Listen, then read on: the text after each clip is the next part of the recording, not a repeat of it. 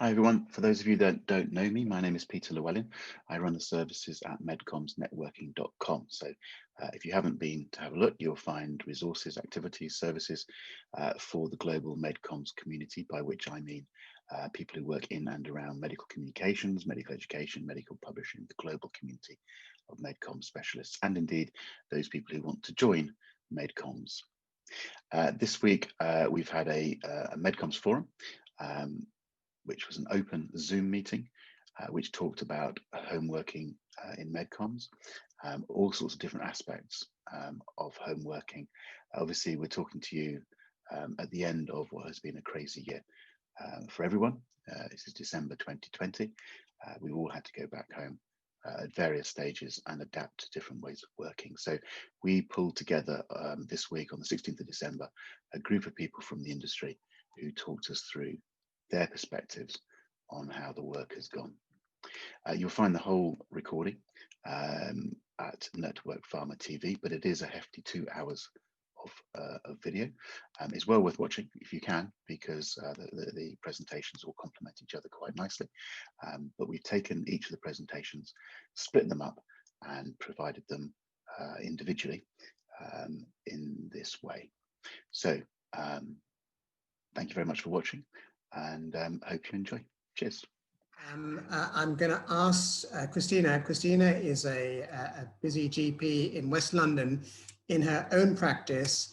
We're shifting the presentation a little bit now because Christina is going to look at a little bit about, I think you're going to present some data at the start, Christina, and then I think you're going to talk a little bit about some of the health aspects, because I think you're seeing some patients coming into your practice now who are clearly struggling at the moment. So Christina, thank you for joining us, and it's over to you. Yep, I named the title Working from Home, Toll on Mental Health, because that's what we see from the medical side. And I just want to show one study. I know you did the study with the MedCom community, but I think it's probably doesn't work for everybody well, as probably the MedCom community works from home much more than other people from other work-related groups. And the Nuffield study, this was a survey from June, basically after the first lockdown, and they felt that 80% of Brits feel that working from home has a negative impact on their mental health. And I thought that was quite a big chunk of people. They felt it was 36 felt unable to take a break or stay away from their computer. There was much higher level of anxiety, stress, loneliness. With the pandemic, a lot of financial problems, because especially freelance people perhaps don't have the chance to have get any jobs.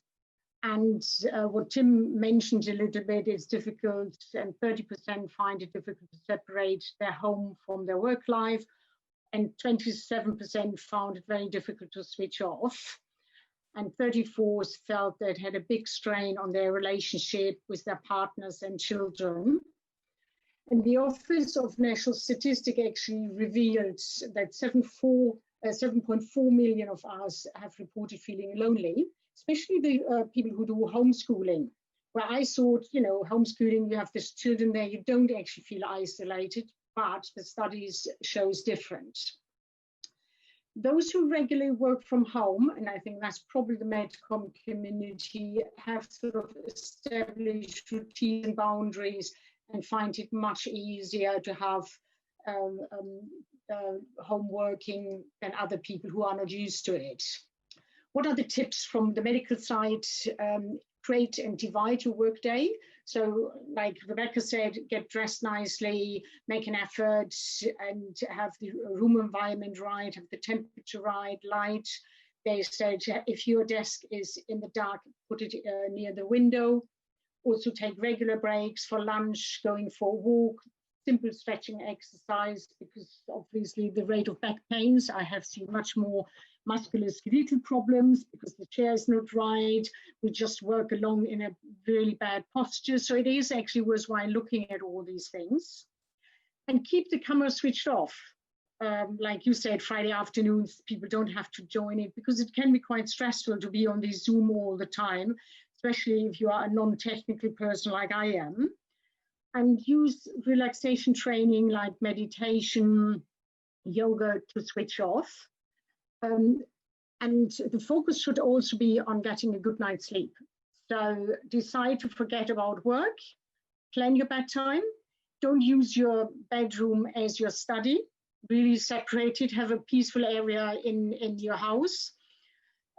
Focus on positives. So if you are annoyed, you know, obviously your colleague gave you this and that to work, try to actually compartmentalize it and say, actually, I come to it later. To ameliorate decision fatigue. This was actually a report in the Royal GP Journal, because we do a lot of things now remotely with a video consultation or telephone consultation. And what they actually saw, that GPs got really tired because we have to decide every 10 minutes what we are actually doing. So, and I think this might work for your community as well. It's delegate tasks if you can. Use guidance, that's important for us, that we say, actually, the nice guidance says this and this, and it helps us to make decisions. I find it very important to come back to things later. And obviously with homework, you can actually park it at the side and say, I really do this later. And recognize what tasks can wait. Like what Tim says, there's so many 40 emails, you know, so many deadlines. But is it really a deadline, or are we creating ourselves a deadline? And break from your computer, I think that's, and have manageable chunks. So if you look at it and have 40 emails, just have time when you look at your emails and don't get stressed about it. Plan to reduce worries. I think for the MedCom community would be great to have what we have, like a doctor's mess, where you actually once a month just chat and share your problems. Ask for help.